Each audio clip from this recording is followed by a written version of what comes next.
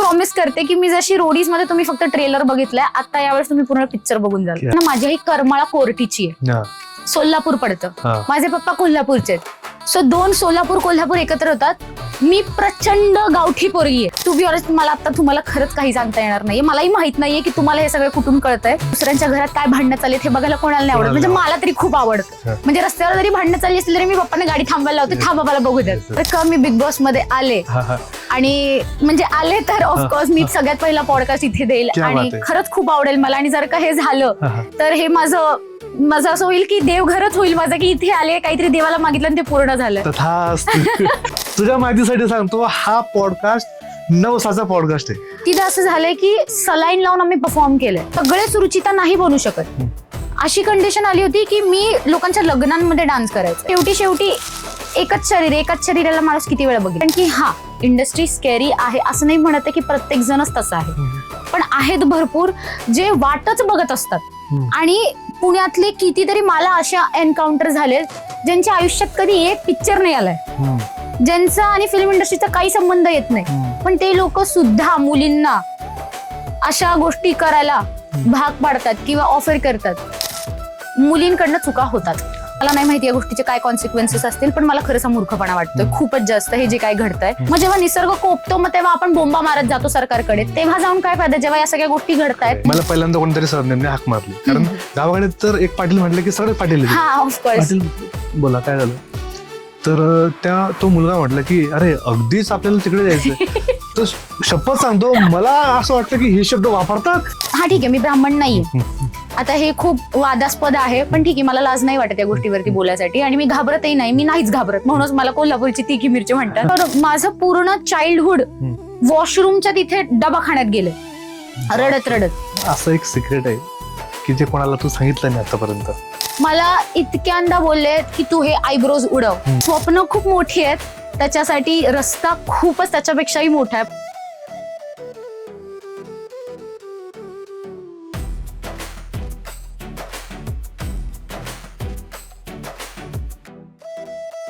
नमस्कार मित्रांनो, cutting by meeting by Chetan Patil या पॉडकास्टवर तुम्हा सगळ्यांचं पुन्हा एकदा स्वागत आहे. मित्रांनो, आज आपल्या पॉडकास्टवर आली कोल्हापूरची तिखट मिरची रुचिता जामदार. रुचिता, तुझं खूप खूप स्वागत आहे. कशी आहेस? धन्यवाद. मी मस्त आणि खूप छान वाटतंय की इतक्या मोठ्या पॉडकास्टला तुम्ही मला बोलवलं.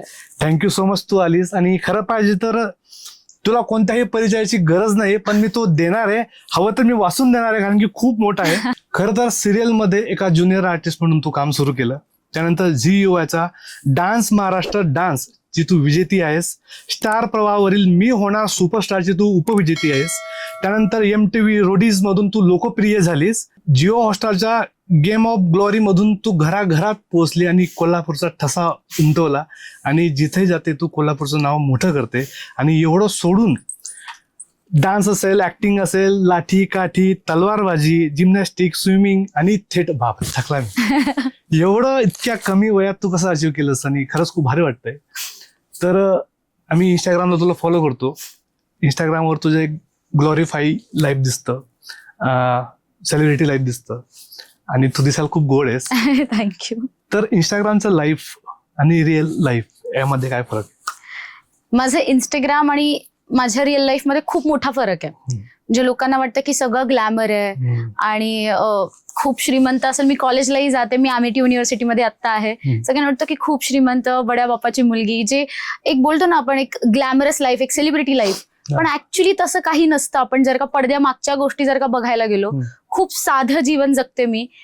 तेच आपलं एक नॉर्मल कॉलेज लाईफ असतं आणि त्या मागचा जो स्ट्रगल आहे की स्वप्न खूप मोठी आहेत, त्याच्यासाठी रस्ता खूपच त्याच्यापेक्षाही मोठा आहे. पण त्या रस्त्यावरती चालण्यासाठी जो मार्ग आहे तो इतका खडतर आणि इतका मुश्किल आहे आणि त्याच्यासाठी जो स्ट्रगल पाहिजे तो स्ट्रगल नेहमीच चालू असतो. पण इंस्टाग्रामवर ते दिसतं, ते तेवढंच दिसतं जे मला दाखवायचं असतं. That's it. Yes yes yes.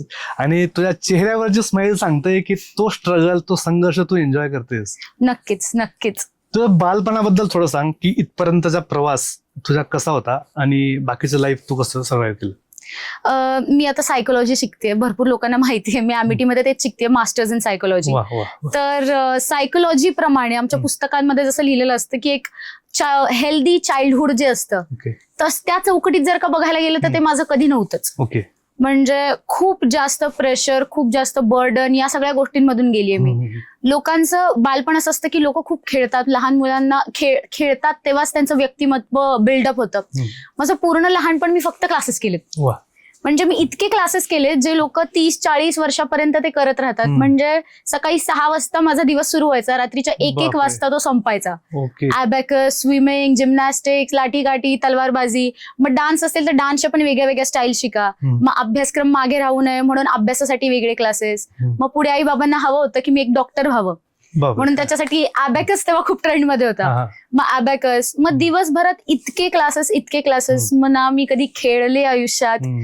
मग तो एक जो प्रवास होता ना, की लहानपणापासूनच स्ट्रगल काय असतं हे मी बघितलंय. बरोबर. लहानपणापासूनच आई बाबा ऑडिशन्सला घेऊन जायचंय. म्हणजे जेव्हा मुलं वाचायला शिकतात त्या वयात मी स्क्रिप्ट लर्न करायला शिकत होते. सो हा प्रवास खरंच खूप मोठा आहे आणि अजूनही चालू आहे आणि घाबरत नाहीये मी. I am not giving up.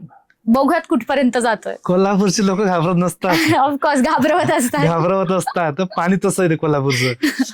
आणि लहानपणापासूनच तुझी तयारी सुरू झाली होती. लहानपणापासूनच. रोडीज मध्ये तुझं सिलेक्शन कसं झालं?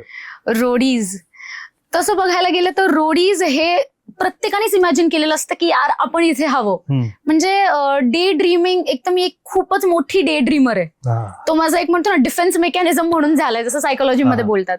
तर मी इतक्या गोष्टींचे स्वप्न बघत राहते आणि फक्त बघत नाही, ऑफकोर्स ते पूर्णही करते. तर मी फक्त अशीच ऑडिशनला गेली होती की बघूयात की नक्की होतं काय. म्हणजे डान्सच्या ऑडिशनला डान्स बघतात, सिंगिंगच्या ऑडिशनला सिंगिंग, नक्की रोडीजच्या ऑडिशनला काय हे करवतात काय. म्हणून मी ऑडिशनला अशीच गेले होते आणि पूर्ण वेळ माझे बाबा 7-8 तास मी ऑडिशन मध्ये होते. ते पूर्ण वेळ बाहेर उभे होते की, आणि विशेष करून मला ते म्हणजे प्राऊड पण फील होतं की बाकीच्यांचे लाईक 18+ शो आहे ऑफकोर्स. लोकांचे गर्लफ्रेंड सोबत आले होते, बॉयफ्रेंड सोबत आले होते. मी एकटी तेवढ्या क्राऊड मध्ये पप्पांना घेऊन आले होते. बरोबर. आणि पप्पा तिकडून बाहेरनं फोटो काढतात. मी म्हणते पप्पा नको. पण तो रोडीजचा प्रवास खरंच मला वाटलं नव्हतं की इतक्या मोठ्या प्लॅटफॉर्मवरती सिलेक्शन होईल. कारण की मला तिथे गेल्यावर कळलं की आपण जे टीव्हीवरती बघतो, रोडीज असेल, स्प्लिट्सविला असेल, आपल्याला असं वाटतं कॉमन लोक उठून येतात, पण ते खूप कमी असतात. अर्ध्यापेक्षा जास्त लोक ना एक कास्टिंग एजन्सी थ्रू तिथे गेलेले असतात. मला तिथे गेल्यावर कळलं की अर्धे लोक वशीला लावून येतात. म्हणजे जे लोक म्हणतात की नाही असं तसं, पण असं नाही म्हणत की कोणीच मेहनत नाही केली, मेहनतीने येतात.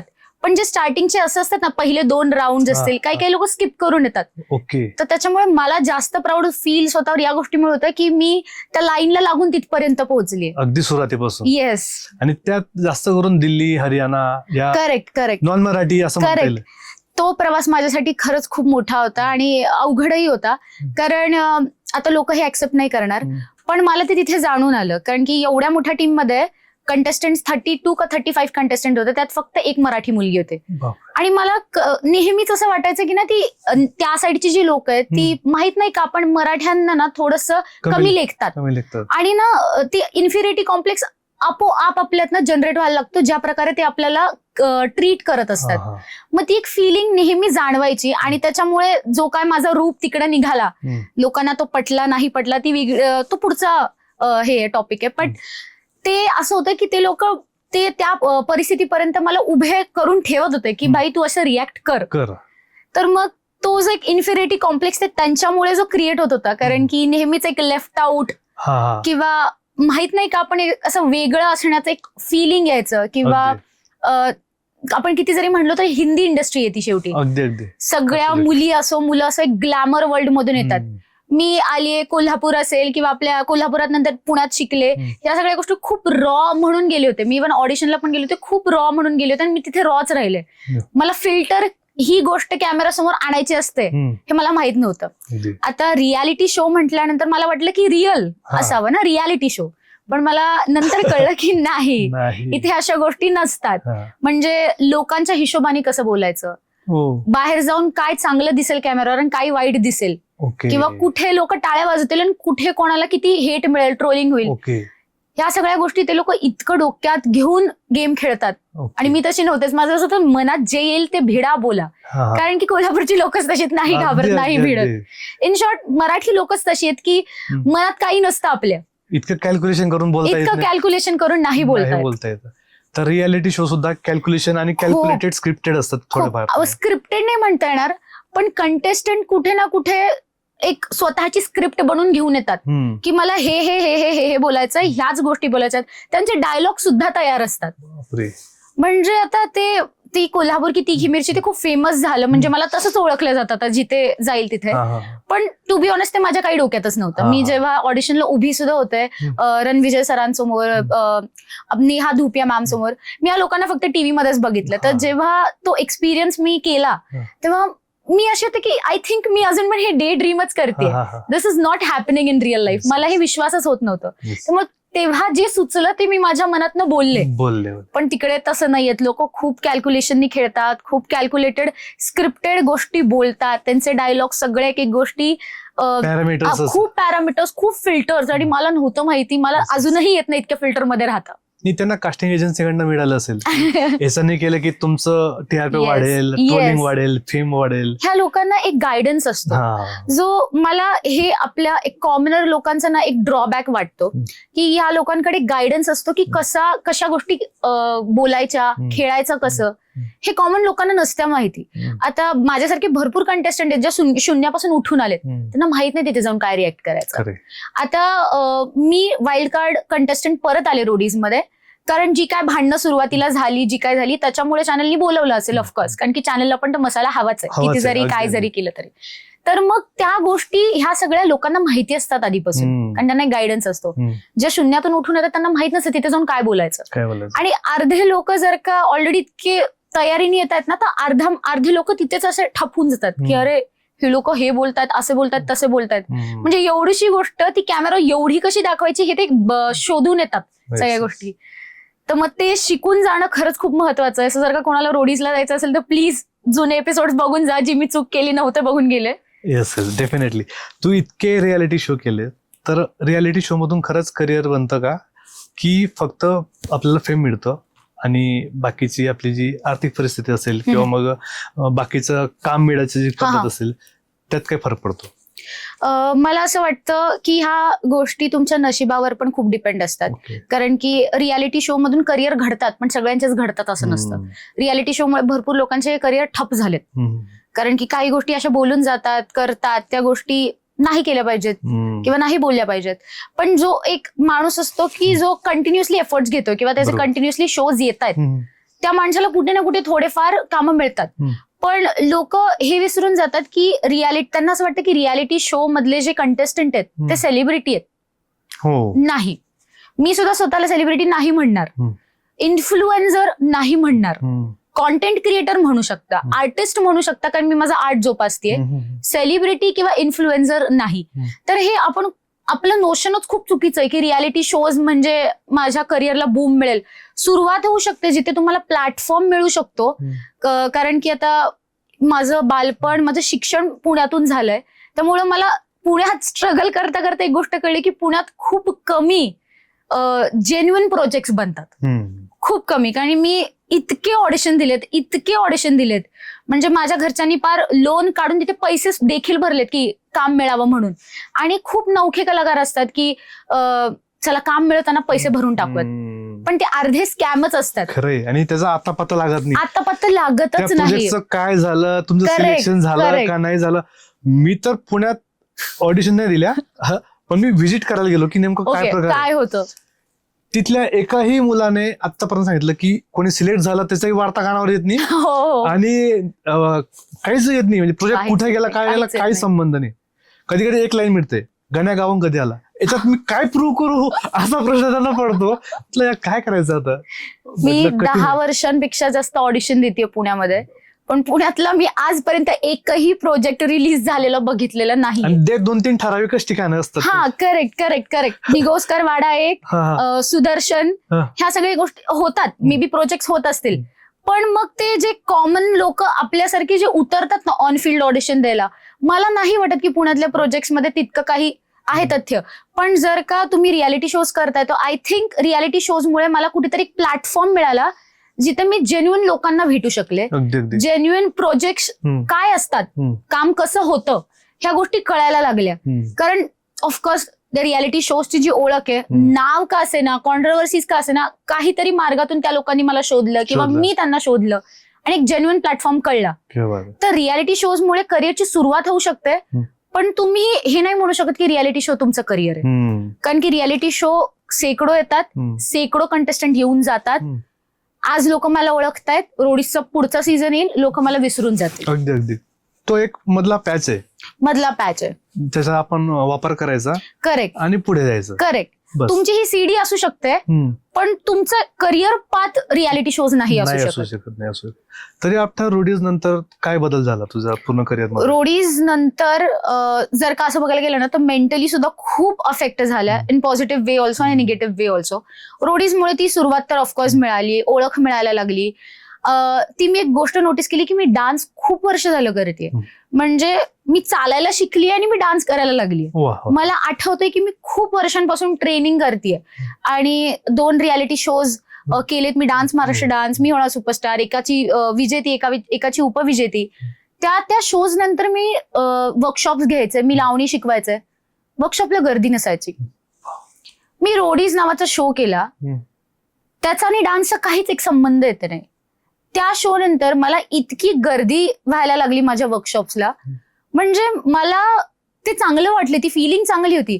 पण एक डान्सर म्हणून आणि एक आर्टिस्ट म्हणून खूप वाईट वाटलं की मला स्वतःची वर्थ प्रूव्ह करण्यासाठी रियालिटी शोची, एक्झॅक्टली, ते पण अशा शोची ज्याचा आणि डान्सचा काही एक संबंध येत नाही. असं आहे का की मला रोडीजच्या आधी डान्स नव्हता येत किंवा मला शिकवता नव्हतं येत, मला येत होतं हे सगळं. खरंय. पण ते एका नावामुळे, एका टॅगमुळे.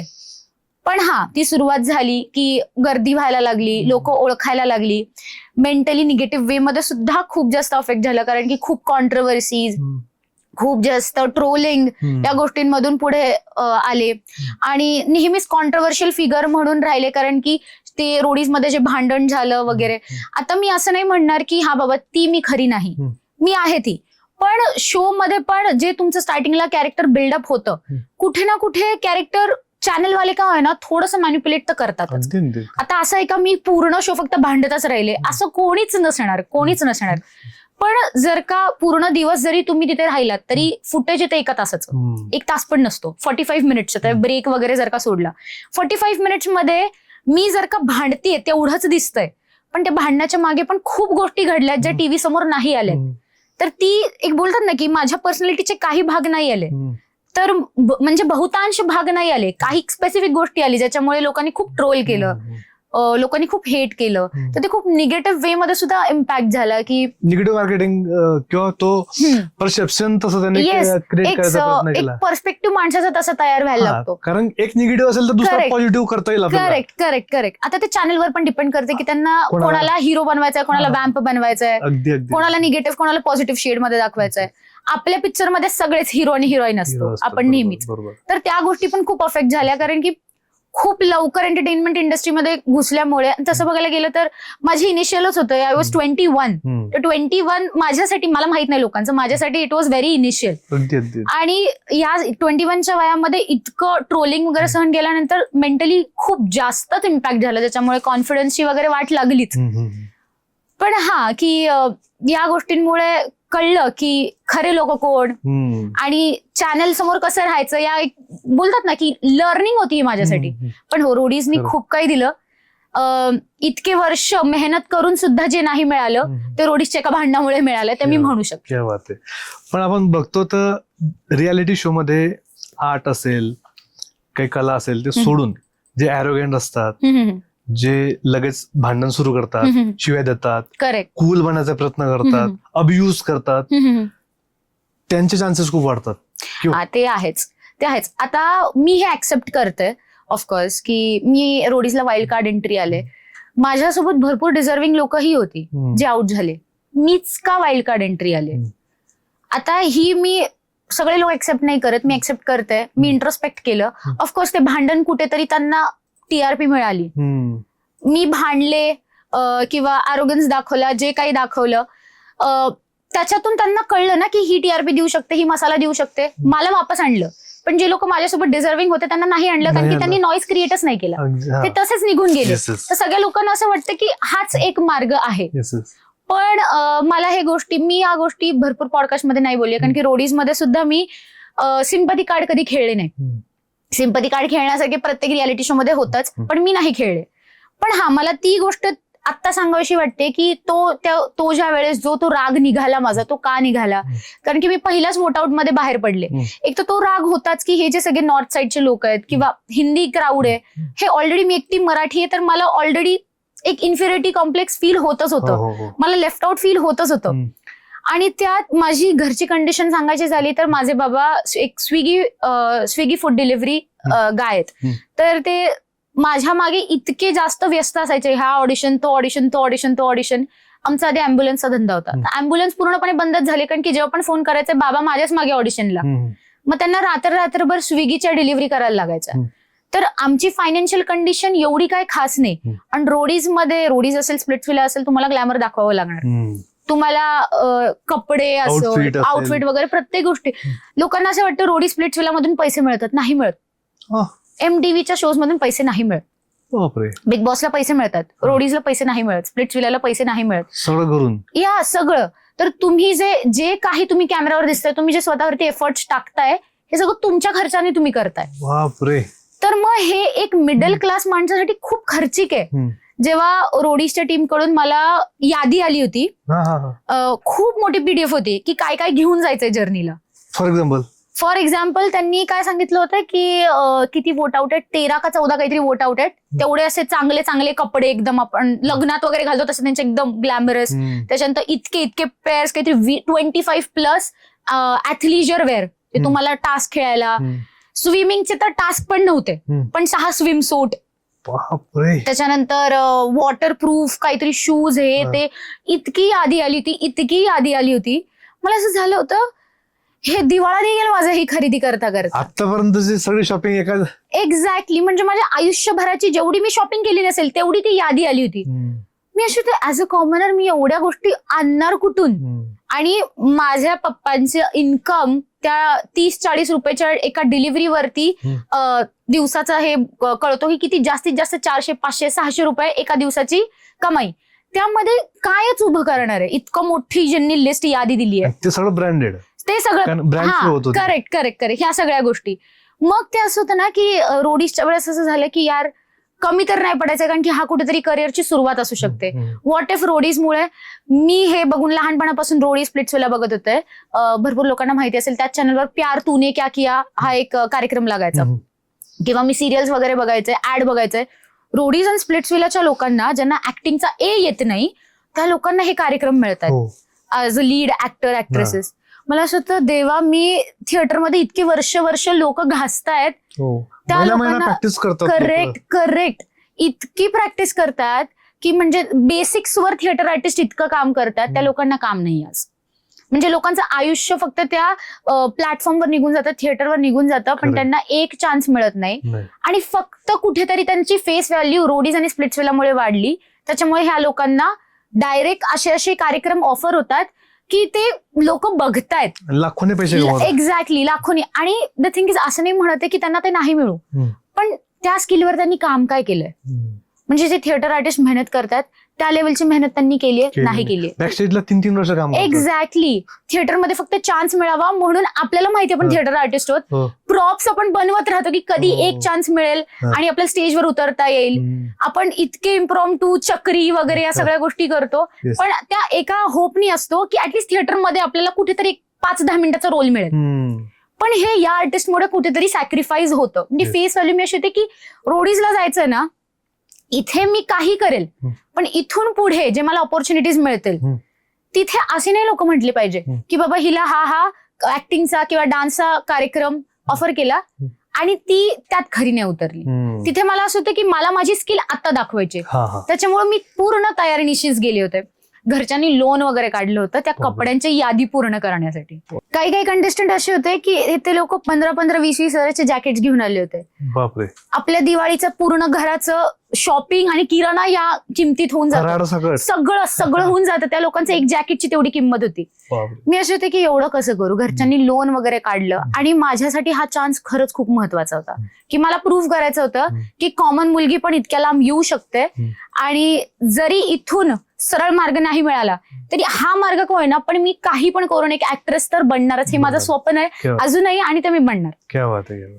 जेव्हा पहिल्याच वोट आउटला 15 वोट्सनी मी बाहेर निघाले तेव्हा ते माझ्यासाठी इतकं जास्त डिसअपॉइंटिंग आणि डिसहार्टनिंग होतं. पहिला सगळ्यात थॉट हा होता की घरच्यांनी लोन काढून मला कपडे घेतले होते. अजून अंगावरती पहिला आउटफिट घातलाय मी फक्त आणि आज मी बाहेर पडते. मग मला सांगा की त्या सिच्युएशनला तुम्ही काय कराल. मनातून शिव्याच निघणार आहेत, मनातून तो आक्रोशच निघणार आहे, तो रागच निघणार आहे की यार खूप स्वप्न सजवली होती, खूप मेहनत केली होती फक्त हे कपडे अंगावर चढवण्यासाठी किंवा ह्या लोकांमध्ये फिट इन होण्यासाठी. सगळ्यात महत्वाचं माहितीये ते होऊन जातं की ना तुम्ही अशा ग्लॅमरस वर्ल्ड मध्ये जेव्हा होता ना तेव्हा भरपूर लोकांचं असं होतं की अरे यार ह्या लोकांमध्ये फिट इन कसं व्हायचं. तो ना आपण किती पण प्रयत्न केला ना तो आपला इन्फिरिटी कॉम्प्लेक्स आहे ना आपल्याला नेहमी असा खेचून असतो की you are not enough, you are not त्यांच्या लेवलवरती. त्याच्यामुळे ना ती ऑलरेडी ती फिलिंग होते. जेव्हा पहिल्याच वोट आउटला जेव्हा बाहेर पडले आणि इव्हन तुम्हाला माहिती आहे की मी मेहनत केली या चान्ससाठी खूप आणि मी डिझर्व करते तर ह्या लोकांच्या पॉलिटिक्समुळे ते पण खूप घाणेरड्या पॉलिटिक्समुळे किंवा काही व्हॉट्स एव्हर जेव्हा तुम्ही पहिल्या वोट आउटला इतक्या घाणेरड्या प्रकारे जेव्हा तुम्ही बाहेर निघता तो राग होता माझा जो भरपूर लोकांपर्यंत आला नाही कारण की मी कधी तो व्यक्तच नाही केला. बरोबर. कारण की लोकांनी डिरेक्ट इंस्टाग्रामवर सोशल मीडिया कमेंट सेक्शन मध्ये आई बहिणीच्या शिव्या द्या, ट्रोल करा, हे करा ते करा. तो लोकांनी ते सुरू केलं. पण अरे बाबा त्या रागाच्या मागचं कारण काय होतं ते कधी लोकांनी जाणून घेण्याचा प्रयत्नच नाही केला. कारण की जेव्हा तुम्ही शून्यातून उठून येता जेव्हा तुमच्याकडे काहीच नसतं आणि त्यापासून तुम्ही खूप मोठं साम्राज्य बनवण्याचं स्वप्न करता जेव्हा ते एका सेकंदात तुटतं ना तेव्हा तो राग, तेव्हा त्या शिव्या, तेव्हा ते सगळं बाहेर. साहजिक आहे, साहजिक आहे. आता अशी एक चर्चा आहे की बिग बॉस मराठीसाठी तुमचं सिलेक्शन झालंय. ओके. कितपत खरं आहे? माझं Instagram to be honest flooded आहे आता सध्या. ओके. टॅग्स इतके आलेत की हिला बिग बॉस मराठीमध्ये घ्या, ही येणार आहे. टू बी ऑनेस्ट मला आता तुम्हाला खरंच काही सांगता येणार नाहीये. मलाही माहित नाहीये की तुम्हाला हे सगळं कुठून कळतंय. मला कळू द्या आधी. मला कळाल्यावर नक्की तुम्हाला सांगेल मी. आय थिंक 11 तारखेपासून सुरू होतं. आय थिंक आजच ट्रेलर आलाय आय गेस.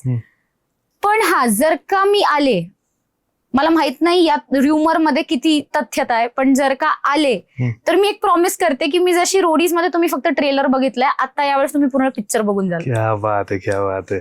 आता चान्स सोडायचा नाही. आता चान्स नाही सोडणार. आता लोकांना जर का वाईट वाटते ना वॅम्प वाटतेय तर वॅम्प म्हणूनच ऍक्सेप्ट करा. ऍक्सेप्टेड आहे आता सगळं. बघा आता फुल फ्लेज घुसणार आहे. आणि हे तर महाराष्ट्र आहे. हे तर माझं महाराष्ट्र आहे.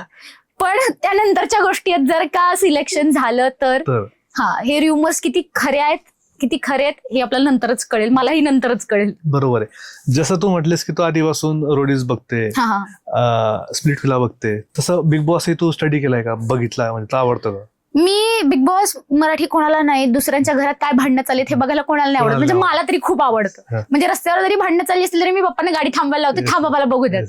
ऑफकोर्स मी बघितलंय. मी स्टार्टिंग पासून फॉलो नाही केलंय. मी लास्ट इयरचा सीझन बघितलाय big boss Marathi. MC Stan आणि शिव ठाकरेवाला बघितलाय. हा तर हे 2 सीझन बघितलेत मी आणि मला आवडतं to be honest Bigg Boss बघायला. आधी नव्हतं आवडत पण to be honest Bigg Boss मधून खूप काही शिकायला मिळतं ऍज अ सायकोलॉजी स्टुडंट. वेगळ्या वेगळ्या पर्सनॅलिटीज दिसतात तर मला सुद्धा अभ्यासाला खूप सोयीस्कर पडत आहे. Yes yes. आणि तुला आता स्टडी झाला असेल की कसल्या गोष्टी बाहेर कशा दाखवल्या जातात तर you are prepared for that. आणि महत्वाची गोष्ट अशी आहे की ते पेड आहे. म्हणजे तुझ्यावर जे इकॉनॉमिकल प्रेशर बर्डन जे बाकीच्या रियालिटी शो मध्ये आलं होतं ते आता येणार नाही. म्हणजे तू म्हणजे फ्रीली तू त्या शो मध्ये 100% अजून देऊ शकते. आले तर आणि येणार आहे. तुझ्या माहितीसाठी सांगतो हा पॉडकास्ट 9 पॉडकास्ट आहे. असं व्हावं. कटिंग पेमेंटिंग. Yes yes. माझा पहिला अख्खा पेमेंट इकडे देऊन टाकेल मी. क्या बात आहे. खरंच हा 9 पॉडकास्ट आहे आणि इथं मागितलेल्या सगळे नियम असतात ते पूर्ण होतात. हो का? तू प्रॉमिस कर की बिग बॉस मधून परत आल्यानंतर सुद्धा आपण एक पॉडकास्ट करू? जर का मी बिग बॉस मध्ये आले आणि म्हणजे आले तर ऑफकोर्स मी सगळ्यात पहिला पॉडकास्ट इथे देईल क्या आणि बात आहे. खरंच खूप आवडेल मला. आणि जर का हे झालं तर हे माझं असं होईल की देवघरच होईल माझं, की इथे आले काहीतरी देवाला मागितलं आणि ते पूर्ण झालं. तथास्तु. I really hope. झालं. आता आपण बघतो की आता डीजे डान्सर खूप वाढलेत महाराष्ट्रामध्ये. ती कुठे झालं की यात्रा असेल, काही कार्यक्रम असेल तर डीजे आणि त्याच्यावर डान्स करणाऱ्या मुली डीजे डान्सर, आणि त्यांनाही खूप मोठ्या प्रमाणात करेक्ट फेम मिळतोय. हा. तर ऍज अ डान्सर म्हणून तू काय पॉइंट ऑफ व्ह्यूने बघतोय हे ना? As a dancer, as a performer, as a artist म्हणून आमच्यासाठी खरंच खूप डिसहार्टनिंग, डिसअपॉइंटिंग आहे. त्यांची पण लाईफ आहे ऑफकोर्स, मी मानते, पण ते त्यांच्यामध्ये एक स्किल आहे की त्यांना ऑडियन्सला खेचून धरता येतं, मी ते ऍक्सेप्ट करते. पण एक परफॉर्मर आणि एक डान्सर म्हणून आमच्यासाठी ना हे खूप अनफेअर आहे. म्हणजे मी त्यांना पूर्णपणे जबाबदार नाही पकडत, हे कुठेतरी ऑडियन्सची पण चूक आहे. आणि ऍक्च्युली अर्ध्यापेक्षा जास्त ऑडियन्सचीच चूक आहे. म्हणजे ऑडियन्सला खरा आर्ट बघायचाच नाहीये. आम्ही इतके वर्ष आमच्या आर्टवरती काम करतो. म्हणजे आधी दहीहंडीची कामं डान्सर ग्रुप्सला मिळायचे, जेव्हा ते एक दोन महिने त्या गोष्टीसाठी प्रॅक्टिस करायचे. आम्हाला माहिती आम्ही किती प्रॅक्टिस करतो. जरी डान्स रियालिटी शोज असतील, आम्ही इंजर झालो तर आम्हाला रिकव्हरीसाठी टाइम सुद्धा नसतो. म्हणजे कितीदा असं झालंय की सलाईन लावून आम्ही परफॉर्म केलंय किंवा जस्ट इंजेक्शन देऊन स्टिरॉइड वगैरे देऊन परफॉर्म केलंय. का तर परफॉर्मन्स नाही मिस झाला पाहिजे, टाइम नाही आमच्याकडे. आम्ही त्या आर्टवरती इतकं जास्त काम करतो की आम्हाला कळतही नाही की कधी आमच्या बॉडीची किती झीज होतीये, किती इंजुरीज होत आहेत. डीजे डान्सर्स येतात, मी सगळ्यांनाच म्हणत नाहीये की हा बाबा हे असेल, पण काही डीजे डान्सर्स कधीच त्यांच्या आर्टवरती काम करत नाहीत. येतात, लिपसिंक करतात गाण्यांवरती, पूर्णपणे त्यांचा 15-20 मिनिटाचा इम्प्रोवाइज वाला ऍक्ट असतो, खूप रिपिटेटिव्ह. आणि ते डान्स पेक्षा जास्त ते वाईब करतात. जे पार्टीज किंवा पब मध्ये वाईब करतात तेच ते स्टेजवरती वाईब करतात. फक्त फरक हा की पार्टीज मध्ये ते शॉर्ट कपडे वगैरे घालून मुली वाईब करतात, इकडे पूर्णपणे साडी वगैरे घालून लावणीच्या नावाखाली किंवा लोककलेच्या नावाखाली हे लोक वाईब करत असतात. हा माझा हे माझं ओपिनियन आहे. कारण आम्ही ऍज अ डान्सर खरंच खूप मेहनत करतो आमच्या आर्टवरती. आणि मला हे ऑडियन्सलाच बोलायचंय की तुम्ही चूज केलं पाहिजे की तुम्हाला काय बघायचंय. जर आता डान्सर्सची कंडिशन अशी इतकी वाईट आहे ना, माझे खूप डान्सर फ्रेंड्स आहेत, मी स्वतः डान्सर आहे, मी स्वतःला बघितलंय, मी डान्स मधून कशी रियालिटी शोज कडे वळाली आहे. पण सगळे ते नाही करू शकत, सगळेच रुचिता नाही बनू शकत. मी जितकी ट्रोलिंग वगैरे सहन केली आहे का रियालिटी शोच्या नादात, किंवा मी जितक्या बोल्डली भांडलीये किंवा काय केलंय, सगळ्यांच्याच घरचे ते नाही अलाउड करू शकत. खूप लोकांना खूप मेहनतीने, खूप कष्टाने भांडून डान्स करण्याची परमिशन मिळते. पण अशा गोष्टींमुळे ना मग पॅरेंट्स नाही म्हणतात की त्यांना असं वाटतं की आपलं पण हेच करेल का. आणि ऍक्च्युली मला असं वाटतं की चांगल्या डान्सर्सला सुद्धा हे करण्यात भाग पाडतात. कारण की जर का ऑडियन्सलाच ते बघायचंय तर डान्सर लोकांनी का स्वतःच्या स्किलवर मेहनत घेतली पाहिजे, डान्सर लोकांनी का अंगाची झीज केली पाहिजे. जर का तुम्हाला जे काय चालू आहे तेच बघायचंय, जर का तुम्हाला लिपसिंकच बघायचंय, जर का तुम्हाला वाईबच बघायचंय, तर का मी स्वतःचे गुडघे पडू, का मी स्किलवर काम करू, का मी जिम्नॅस्टिक्स लावू, का मी इतके तासांची प्रॅक्टिस करू, घाम गाळू, स्वतःचं रक्त पाणी करून आम्ही एक करून प्रॅक्टिस करू. नाही केलं पाहिजे. मग डान्सर्स लोक आज भिकाला लागलेत, भिकाला. माझे किती फ्रेंड्स आहेत, मी संगीतचे कार्यक्रम करायचे. आता मी असं होतं की मी आधी सिरियल्स मध्ये काम करायचे, ऑफकोर्स मी ज्युनियर आर्टिस्ट म्हणून काम सुरू केलं. एक पॉइंट आला होता की कॅरेक्टर रोल साईड आर्टिस्ट म्हणून 2-3 दिवसाचे कॅरेक्टर करत होते. ऑफकोर्स आता तिथे ते काय आपल्याला कंटिन्युटी काम नसतं, पैसे कमवायचे. आणि ऑफकोर्स ह्या लोकांना डीजे डान्सर्सला जेवढा मोबदला मिळतो तेवढे स्किलफुल डान्सर्सला पण नाही मिळत. अशी कंडिशन आली होती की मी लोकांच्या लग्नांमध्ये डान्स करायचंय. म्हणजे नवरा नवरी जेव्हा पुढे जातात त्यांच्या आजूबाजू जे लेझेम किंवा झेंडे वगैरे पकडून जे डान्स करतात, मी ते सुद्धा केलंय काही पैशांसाठी. आणि भरपूर डान्सर आहेत माझे मित्र मैत्रिणी, पुण्यातले भरपूर आहेत, बाहेर सगळीकडचे डान्सर आहेत, ज्यांना हे सगळं करावं लागतं. कारण की त्यांच्याकडे स्किल असून त्यांना ह्या गोष्टी, जो खरंच प्लॅटफॉर्म, डीजे डान्सर्स ज्यांच्याकडे डान्सचा डी पण नाही, मी अशा लोकांचं बोलते, ज्यांना ते मिळतंय ते नॉर्मल डान्सर्सला नाही मिळत आहे, ज्यांनी स्किलवर काम केलंय. त्याच्यामुळे त्यांना हे सगळं करावं लागतं. ह्याच्यात शेम किंवा शेम करण्यासारखं काही नाहीये, पण त्या लोकांना एवढी मेहनत करून पण आज शेवटी लोकांच्या लग्नात नाचावं लागतंय. ती कंडिशन मधून मी पण पुढे आली. बरोबर. पण मग हे आमच्यासाठी कुठेतरी खूप चुकीचं आहे. आणि माझं फक्त डान्सर्स लोकांना पण हे म्हणणं आहे की ऑडियन्सला काय बघायचंय त्यापेक्षा तुम्ही स्वतःचा मार्ग कसा उभा करता, मग ते कुठूनही असो, ही तुमची रिस्पॉन्सिबिलिटी. हार मानू नका. मी नाही मानली, तुम्हीही मानू नका. क्या बात आहे. पण मग असं आपण जे डीजे डान्सर बघतो, तर जी नवीन पिढी, तर त्यांच्या मनात तर हेच असेल ना की हीच लावणी आहे.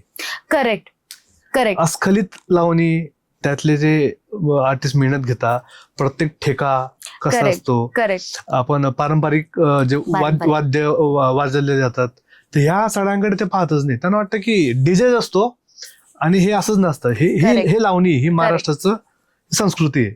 तर मग ती कुठंतरी लुप्त होत चालली असं. मी कालच इंस्टाग्राम वरती फॉलोअर्स बघितले सुरेखा पुणेकरचे 59.1K.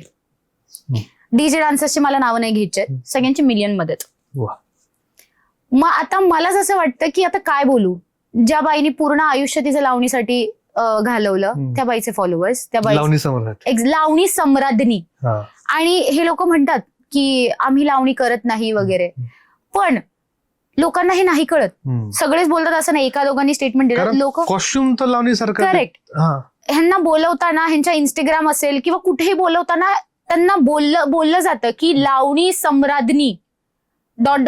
या कार्यक्रमाला येणार आहे, लावणी सम्राज्ञी, लावणी सम्राट. मग मला असं होतं की ज्या लोकांनी, मी सुद्धा नाही मानत की मी पूर्णपणे लावणी करते. मी एक रियालिटी शो डान्सर आहे आणि मी वर्सेटाईल आहे, मी फ्यूज करते. पण जेव्हा मला ऑथेंटिक लावणी करायची असते तेव्हा मी लावणी करते, मी डान्स करते, मी वाईब नाही करत, मी ग्रूव्ह नाही करत स्टेजवरती. पण ज्या लोकांनी खरंच, ज्यांनी लावणीसाठी इतके वर्ष दिलेत स्वतःचे, त्या लोकांसाठी हे खूप चुकीचं आहे. ज्या लोकांना माहितीये की ठेका कसा पकडायचा, ती थाप, त्याच्यानंतर ढोलकी, तबला, या गोष्टींचा म्युझिकॅलिटी, रिदम, ते सिंक होणं. करेक्ट. किती मी डीजे डान्सर्स बघितले, ते बीटवर सुद्धा नाचत नाहीत, तरी सुद्धा ह्या लोकांना लाखो पैसे देऊन बोलवलं जातं, कारण ऑडियन्सला ते बघायचं. ऑडियन्सनी चूज केलं पाहिजे की आपल्याला कुठलं स्किल बघायचंय, आपल्याला ओरिजिनॅलिटी बघायचंय का जे चाललंय तेच बघायचंय. त्यांना घुंगराची आणि ढोलक्याच्या थापची जुगलबंदी माहिती नसेल. Correct correct. त्यासाठी किती स्किल लागतं आणि आजच्या पिढीला हे खरंच माहित नाहीये. इव्हन त्यांना माहिती करूनही घ्यायचं नाहीये. मला ही खूप लाजिरवाणी गोष्ट आहे. आजकाल रील्स वरती पण सिमिलरच चाललंय. एक ट्रेंडिंग ऑडिओ येतो, लोक सगळे त्याच वरती ट्रेंडचे डान्स करायला लागतात, सेम स्टेप प्रत्येक गाण्यावरती चिपकवले जातात. जे लोक खूप बेसिक लेवलचा डान्स करतात त्यांच्या वर्कशॉप्सला इतकी गर्दी असते की हाऊसफुल होतात, परत पाय ठेवायला पण जागा नसते. जे लोक आणि जे हे पण जे शिकणारी मुलं आहेत, त्या मुलांना आजकाल डान्स शिकायचंच नाही, त्या लोकांना फक्त वर्कशॉप करायचंय, एका दिवसाचं आहे. का तर ती एक रील कापली जाईल त्या फेमस पर्सन सोबत, ती एक ट्रेंडिंग ऑडिओ वरती ती व्हायरल जाईल. आजकालच्या मुलांना डान्स नाही शिकायचंय, आजकालच्या मुलांना रील शिकायचे. त्याच्यामुळे मला जास्त राग येतोय पिढीवरती, कारण की ओरिजिनॅलिटी काहीही राहिलेली नाहीये, जेन्युइनिटी राहिलेली नाहीये, सगळे शॉर्टकटचे. आणि सगळ्यांना फक्त इंस्टाग्रामला व्हायरल जाऊयात म्हणूनच हे सगळं करायचं. त्यांची स्वतःची आवड निवड साईडला राहते, फक्त व्हायरल जे करेक्ट करेक्ट ते करायचंय. मला असं वाटतं ह्या लोकांसाठी डान्स महत्वाचं नाहीये, या लोकांसाठी व्हायरल जाणं महत्वाचं आहे. आता व्हायरल जाण्यावरून येतं की मुली सध्या तरी शॉर्टकट्स युज करतात, बोल्ड कंटेंट असतात, म्हणजे ते गेट रेडी विथ मी असेल किंवा अतिशय बोल्ड कपडे घालून ते व्हायरल होतात. तर यांचा कॉन्टेंट काय आहे तर तो बोल्डनेस आहे, which is not a career. ते एज लिमिटेशन आहे, आफ्टर दॅट तुम्हाला कोणी बघणार नाही. करेक्ट. तर हे किती वाईट होऊ शकतं, म्हणजे हे प्रत्येकाच्या आयुष्यावरती डिपेंड करतं की त्यांना कुठला मार्ग जोपासायचा आहे. आता एखाद्याकडे असं असतं की काही लोकांकडे हे दोन्ही असतं, स्किल पण असतात पण त्यांना त्यांची दुसरी पर्सनॅलिटी पण दाखवायची, ते लोक ते वापरतात. आणि काही लोकांकडे काहीच स्किल नसतं, ते फक्त तेच वापरायला लागतात. मग शेवटी एकाच शरीराला माणूस किती वेळा बघेल, आणि ती ब्युटी पण कधी ना कधी फेड होणार आहे. त्यामुळे जर का तुम्हाला हे सगळं करायचंच आहे तर करा, पण तुमच्यात काहीतरी स्किल असेल, आय थिंक तुम्ही ती सुद्धा फॉलो केली पाहिजे. पण तो शेवटी प्रत्येकाचा स्वतःचा मुद्दा आहे. मी जर का कोणाला शहाणपणा शिकवायला गेले तर लोक मला म्हणतील की तू तुझ्या स्किलवरच काम करत बस. ओके, कारण याच्याने करिअरवर काही प्रभाव पडणार नाही. ऍट द एंड तुम्हाला 2-3 डील्स मिळतात, आयटम सॉंग्स वगैरे मिळू शकतात वगैरे. आणि त्यात कॉम्पिटिशन एवढी असते की कॉम्पिटिशन, इतकी कॉम्पिटिशन आहे आजकाल रील्स वरतीच, गेट रेडी विथ मी वगैरे या सगळ्या गोष्टींची इतकी जास्त कॉम्पिटिशन आहे. आणि हा म्हणजे ठीक आहे, मी मानते की या गोष्टीमध्ये व्हायरल जाणं पण एक स्किल आहे, पण गेट रेडी विथ मी बनवणं ही स्किल नाही. I am sorry. आणि इंडस्ट्रीमध्ये काम करत असताना मराठी असेल हिंदी असेल ती किती सेफ आहे? म्हणजे आपण म्हणतो की मुलींसाठी सेफ नाहीये, कास्टिंग काउच सारखे अनुभव येतात, डिमांड ऑन दी स्पॉट केले करेक्ट करेक्ट. तर तुझा स्वतःचा पर्सनल एक्सपिरियन्स कसा आहे संपूर्ण आतापर्यंतच्या करिअरमध्ये? मी आज 22 वर्षाची आहे. आजपर्यंत एक सेकंद सुद्धा माझ्या घरच्यांनी मला एकट्याला पाठवलेलं नाही. म्हणूनच माझ्या घरच्यांचे जॉब गेले, डिमोशन झालेत, त्यांना पार त्यांचा बिझनेस किंवा जे काय आहे ते सगळं बदलावं लागलंय. पण त्यांनी एक सेकंड सुद्धा मला एकटीला सोडलेलं नाही इंडस्ट्रीमध्ये. कारण की हा, इंडस्ट्री स्कॅरी आहे असं नाही म्हणत आहे की प्रत्येक जणच तसं आहे, पण आहेत भरपूर जे वाटच बघत असतात. आणि पुण्यातले कितीतरी मला अशा एन्काउंटर झाले ज्यांच्या आयुष्यात कधी एक पिक्चर नाही आलाय, ज्यांचा आणि फिल्म इंडस्ट्रीचा काही संबंध येत नाही, पण ते लोक सुद्धा मुलींना अशा गोष्टी करायला भाग पाडतात किंवा ऑफर करतात. आणि मुली ज्यांचे स्वप्न घेऊन येतात त्यांच्यासाठी असं असतं ना की यार काहीतरी करायचंय, मग काही काही मुली ना या गोष्टीमध्ये सॅक्रिफाईस करून टाकतात. पण शेवटी गॅरंटी नसते की हे सगळं करून सुद्धा तुम्हाला काम मिळणारच आहे, कारण की बोलू पण शकत नाही. एक्झॅक्टली. आणि जरी हे सगळं करून काम मिळालं, तो पिक्चर बाहेर येणार आहे का? बरं चला आला, कितपत ह्याची गॅरंटी आहे की तो पिक्चर फ्लॉप जाणार नाही? आणि मला असं वाटतं की जे आय थिंक जेन्युइन प्रोजेक्ट्स आहेत ना, हे कधी कॉमनर्स पर्यंत नाही पोहोचत. आणि कॉमन लोक या स्कॅम मध्येच अडकत राहतात. अगदी बरोबर. आणि ज्यांचा घरच्यांचा सपोर्ट नाहीये ना, मुली शेअर नाही करत. त्यांचं असं असतं की खूप प्रेशर आहे, घरचे बोलतायत, पाहुणे बोलतायत, मित्रमंडळी बोलतायत की हिरोईन बनायला गेली, हिरोईन बनायला, काही नाही झालंय, लोकांना कामं मिळतात, मला नाही मिळत आहे. मुलींकडनं चुका होतात. अगदी बरोबर. आणि त्या मुलींना त्यातून बाहेरच नाही पडू शकत. इतकं डिप्रेशन, अँझायटी, स्ट्रेस मधून या पोरींना जावं लागतं. मी बघितल्यात अशा मुली, भरपूर मैत्रिणी आहेत अशा मुली माझ्या. मला फक्त एवढंच बोलायचंय की स्वतःची सेल्फ रिस्पेक्ट नका गमवू. काम नाही मिळालं तरी चालेल, म्हणूनच आयुष्यात प्लॅन बी असावा. माझी सुद्धा स्वप्न खूप मोठी आहेत आणि माझं लहानपणापासूनच स्वप्न आहे की मला एक ऍक्ट्रेस बनायचंय. पण मी पूर्णपणे कधीच या इंडस्ट्रीवरती नाही राहिली. मी मास्टर्स इन सायकोलॉजी करते. खूप लोक बोलतात की तुला काय गरज आहे, तू रोडीज केलेस. रोडीज माझं पोट नाही भरणार आहे. पुढच्या वर्षी पुढचं रोडीजचं सीझन येईल. खूप मोठा फॅक्ट आहे हा, लोकांना माहिती नसतो. एक्झॅक्टली लोकांना माहिती करोड रुपये मिळाले असतील. करेक्ट. एज्युकेशन कधी वाया जात नाही. एज्युकेशन कधीच वाया जात नाही. तुम्ही डिग्री घेऊन ठेवा, तुम्ही काम करत राहा, किंवा तुम्ही वीकेंड्सला हे सगळं करा, फ्रीलान्स करा. तुम्हाला जसं आर्ट वाया नाही जाणार आहे. जर का तुमच्यात स्किल्स आहेत तर ते वाया नाही जाणार आहेत. पण इतकी कॉम्पिटिशन आहे, लक पण आहे, खूप गोष्टी वेगळ्या इन्फ्लुएन्स करतात या गोष्टीला. जर तिथे नाही झालं तर काय? मग तेच होतं जे एका खऱ्या आर्टिस्टचं होतं की शेवटी त्याच्या आर्टला किंमत राहत नाही, कमर्शियलाइज नाही होत, म्हणून त्याच्याकडे ना त्याचं कमर्शियल बेसिस राहतात, ना त्याच्याकडे पैसा कमवण्याचं दुसरं काही राहतं. कारण की आपण शिक्षणच घेतलेलं नसतं. राहतं ते फक्त डिप्रेशन आणि सोसायटीचं प्रेशर. आणि अजून एक पॅटर्न होऊन गेला की जर का एखाद्या मुलीने चूक केली, ती त्या ट्रॅप मध्ये अडकली आणि तिला काम मिळालं, तर तो पॅटर्न बनतो. इच अँड एव्हरी प्रोजेक्टला ते करावं माहितीनुसार.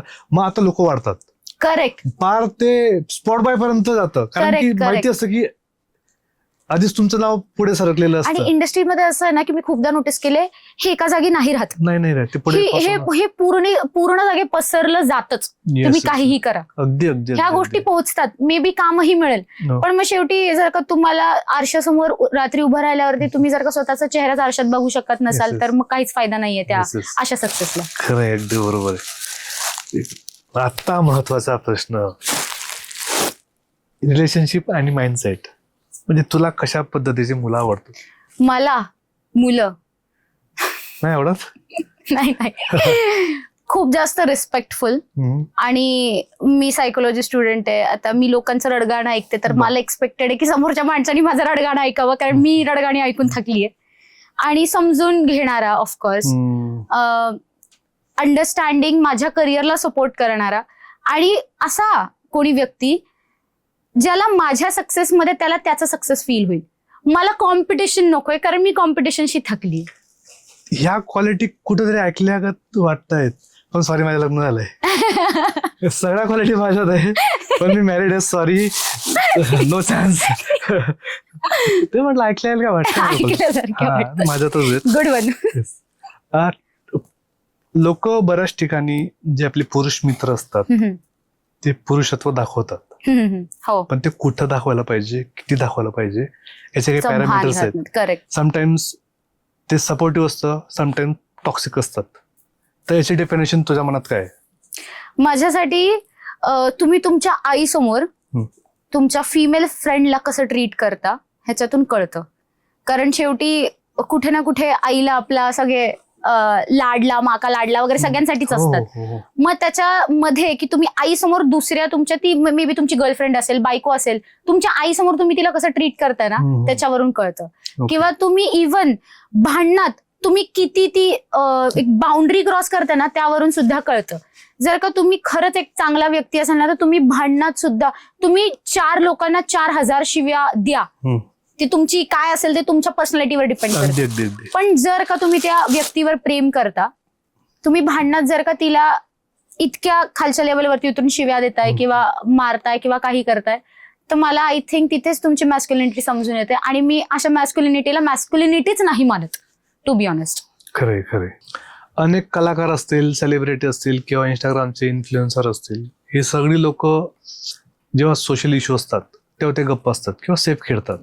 तर असं का होतं? प्रत्येक टॉपिकचं ना 2 पार्ट असतात. काही लोक सपोर्ट करतात, काही लोक प्रॉपर अगेन्स्ट असतात. तर मला असं वाटतं की कलाकार कधी कधी त्याच्या इमेज, पहिली गोष्ट कलाकार ना खूप जास्त इमेज कॉन्शियस असतात. तर काही लोक जे बोलत नाहीत ना, मला असं वाटतं की ते इतके जास्त सेफ खेळतात, कारण की त्यांना असं असतं की त्यांनी जर का सपोर्ट केला तर अगेन्स्ट वाले लोक त्यांच्या फॅन फॉलोईंग मधनं कमी होतील, किंवा अगेन्स्ट गेले तर जे सपोर्टिंगला आहेत ते लोक कुठेतरी ते मागे सरकतील. तर मला असं वाटतं एक फॅन फॉलोईंग बेस कमी होईल, त्याच्यामुळं लोक, सेलिब्रिटी लोक बोलणंच टाळतात या गोष्टींवरती. पण मला असं वाटतं ह्या लोकांनी बोललं पाहिजे, कारण की त्यांच्याकडे ऑडियन्स आहे. जर तुम्हीच नाही बोललात तर कॉमन लोकांनी माउथ टू माउथ पब्लिसिटी होण्यापर्यंत तो टाइम खूप लागेल. पण जर का तुमच्याकडे इतका क्राऊड आहे, तुमच्याकडे ऑडियन्स आहे, तो स्पीक फॉर इट. हे आपल्याच सोसायटीसाठी आहे शेवटी. असं नाही होणार आहे की तुम्ही जर का ह्याच्यावर बोलला तर काही फरक नाही पडणार आहे. उलटा लोक तुम्हाला मानतायत, लोक तुम्हाला बघतायत, तुम्ही काय बोलताय ह्याची व्हॅल्यू आहे. एका कॉमन माणसाच्या बोलण्याला तितकी व्हॅल्यू नसेल जितकी तुमच्या बोलण्याला व्हॅल्यू आहे. तर मेक इट काउंट. आणि ज्या समाजाने तुम्हाला त्या लेवलला पोहोचवलं त्यासाठी पण तुम्ही काहीतरी देणं लागतं. Correct correct. आणि आपल्या फॉलोअर्सला सुद्धा प्राऊड फील होतो की मी याला फॉलो करतोय किंवा याला मी आयडल समजतो, वॉट एव्हर, किंवा मी याचा फॅन आहे. करेक्ट. तर त्याची आयडिओलॉजी फिल्म मध्ये दुसरी असेल बाबा, जे काय असेल ते, पण तो यासाठी ऍक्टिव्ह आहे. करेक्ट.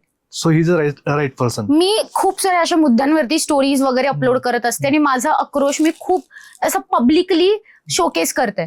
तर यावेळेस कितीदा असं झालंय की माझे स्वतःचे जे खूप टाइम पासून फ्रेंड्स आहेत, फॉलोअर्स आहेत, ज्यांच्याशी मी बोलते, चांगली बोलते, ह्या लोकांना माझे कधी कधी मुद्दे नाही पटत. मग आमच्यात भांडणं होतात आणि ते लोक निघून जातात.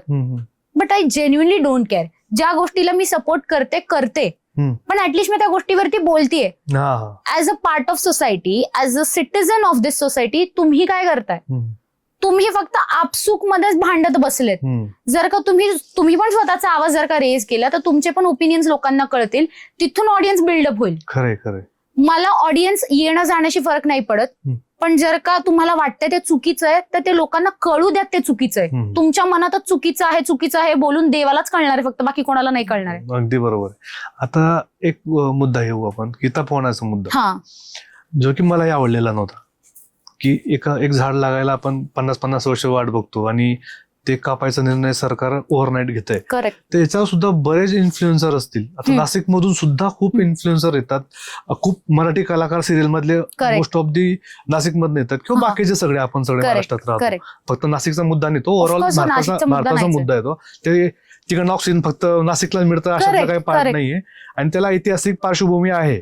करेक्ट. तर तरी पण कोणी बोलायला तयार नाही. फक्त सयाजी शिंदे वगैरे जे 2-3 लोक आहेत तीच पुढेकार घेते. मला खरं बोलायला गेलं, मला नाही माहिती या गोष्टीचे काय कॉन्सिक्वेन्सेस असतील, पण मला खरंच मूर्खपणा वाटतोय खूपच जास्त हे जे काय घडतंय.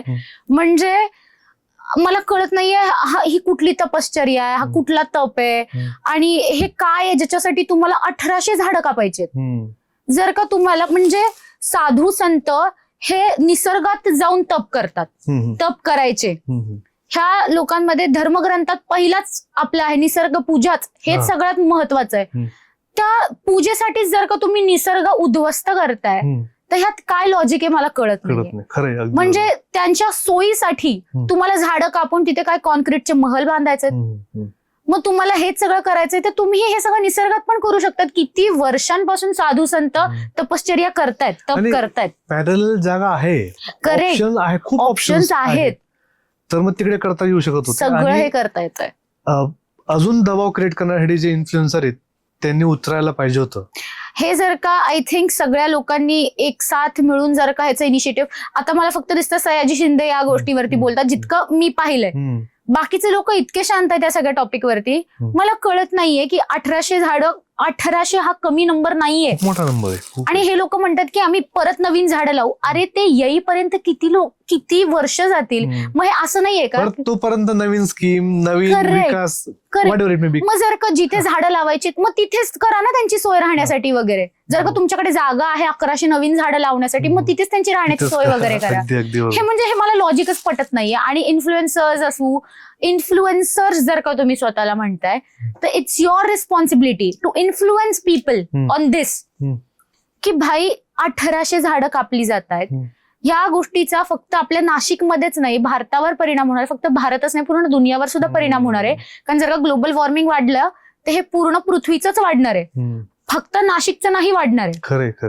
आणि आता आपण बघतोय की किती क्लायमेट चेंज मधून आपण जातोय. इतकी थंडी चालू आहे, जेव्हा गरमी असते तेव्हा खूपच जास्त गरमी चालू आहे. कधीही पाऊस येतोय, ज्याची अजिबातच आपण हेच नाही, प्रेडिक्टच नाही करू शकत आहे. हे सगळं आपल्याच मूर्खपणामुळे होत आहे. मग जेव्हा निसर्ग कोपतो मग तेव्हा आपण बोंबा मारत जातो सरकारकडे. तेव्हा जाऊन काय फायदा जेव्हा या सगळ्या गोष्टी घडतायत. जर का तुम्ही आत्ताच मुद्दे ह्याच्यावरती नाही उचलत आहेत, नंतर सरकारला शिव्या देऊन काय फायदा नाहीये सगळं घडल्यानंतर. इतकी मोठी संधी चालून आली की सगळे क्रिएटर्स, सेलिब्रिटी एकत्र येण्याची, आणि ते जर एकदा एकत्र आले तर कोणतंही सरकार असेल पुन्हा असं विचार करण्याआधी 10 वेळेस विचार करेल की परत ही लोक जमा होतील आणि आपला विरोध करतील, तर हे डिसिजन ते पुढे भविष्यात सुद्धा येऊ शकत नाही. तर ही खरंच मोठी संधी होती आपल्याकडे. मला ना या गोष्टीसाठी खरंच लाजही वाटते, कारण मी मगाशी पण बोलले की ऑडियन्स डिसाईड करते आपल्याला काय बघायचं, ऑडियन्स डिसाईड करतं की काय व्हायरल जातं. लोकांना गेट रेडी विथ मी जर का काही कसल्या प्रकारच्या बघायला आवडतील, लोकांना काही बघायला आवडेल. मी या गोष्टीवरती व्हिडिओ बनवला, एरवी मला रीच जाते. तपोवनाच्या मुद्द्यावरती मी व्हिडिओ बनवला, 3800 व्ह्यूज आले त्या गोष्टीवरती. इतक्या महत्वाच्या मुद्द्यावरती मला असं झालं होतं बाकी व्हिडिओजला व्ह्यूज येऊ न येऊ, आय जेन्युइनली डोंट केअर, कारण की मला माहिती माझं स्किल आहे, मला ते पोहोचवेल कुठे ना कुठे. पण ज्या व्हिडिओवरती खरंच व्ह्यूज येणं गरजेचं होतं, जे ऍक्च्युअली लोकांनी रिशेअर करायला पाहिजे होतं, किंवा इव्हन दो तुम्ही माझ्याशी सहमत असाल नसाल, तुम्हीही काहीतरी करा ना. आणि सहमत कसं नसाल तुम्ही यार, 1800 झाडं कापली जात आहेत. खरंय, अगदी बरोबर आहे. आणि काहीतरी त्याच्यासाठी आहे ना, एक बॅकग्राऊंड, एक हिस्ट्री आहे त्या जागेची. नवीन झाडं यायला ते असंच आहे ना म्हणण्यासारखं की जुन्या पिढीला मारून बळी देऊयात त्यांचा, नवीन पिढी आम्ही जन्माला घालतो. काय, कारण लोकसंख्या वाढते. इतकं हे चुकीचं आहे ना. इन्फ्लुएन्सर याच्यावरती बोलत नाहीयेत, लोक ह्याला सिरियसली घेत नाहीयेत. लोकांचं असं नाशिकमध्ये घडत आहे ना, आपल्याकडे जेव्हा येईल तेव्हा बघूयात. किंवा असंही होतं की सामान्य लोक बोलतात की आमचं बोलण्याने काय होणार आहे, हा एक होऊ शकतो की आमचं कोण ऐकणार आहे. तर तसं नाहीये, प्रत्येकाने मोबाईलवरून रिॲक्ट झाले, कोणत्या पद्धतीतून तुमचा विरोध दर्शवला तर इम्पॅक्ट होतो. करेक्ट अगदी होतो. पण सेलिब्रिटीच्या केसमध्ये असं होऊ शकतं का की त्यांना PR टीम वगैरे नाही म्हणतं? खूपदा PR टीम सुद्धा नाही म्हणत असतील, खूपदा त्यांना पॉलिटिकल प्रेशर फील होत असेल, खूपदा हे लोक घाबरत असतील बऱ्याच गोष्टी. कारण आपण असं बघतो की पॉलिटिकल पार्टीज किंवा म्हणजे पॉलिटिक्स आणि फिल्म इंडस्ट्री कुठे ना कुठे थोडीफार आहे, सिंक्ड आहे.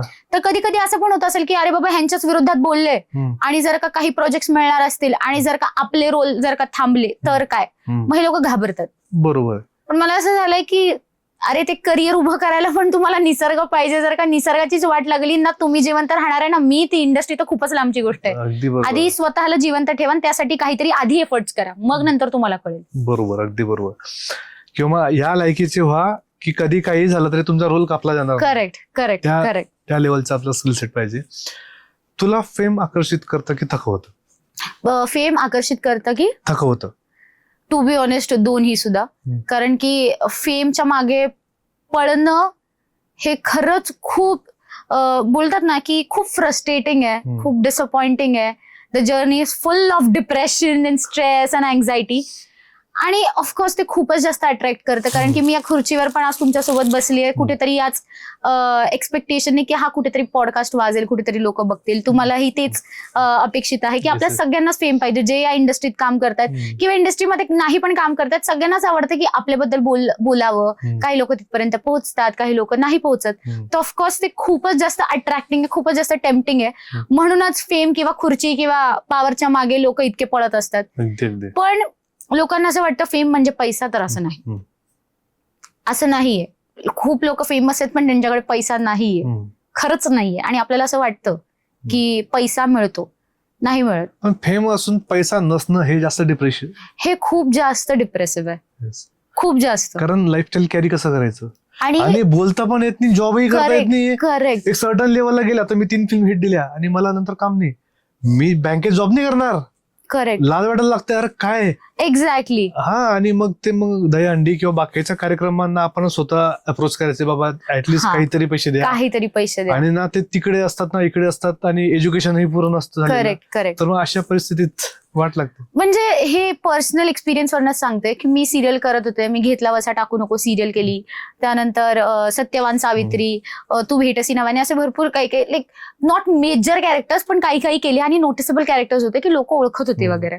आणि त्याच्यानंतर जेव्हा काम थांबलं किंवा फेम असो किंवा काम असो, तुम्हाला एक सलग नाही मिळत किंवा कंटिन्युटी मध्ये नाही मिळत. अनलेस अँड अंटिल तुम्ही खूप मोठे सुपरस्टार आहात, त्यांनाही नाही मिळत. त्यांच्यामध्ये सुद्धा वर ग्राफ येतच राहतो, अप्स अँड डाऊन येतच राहतात.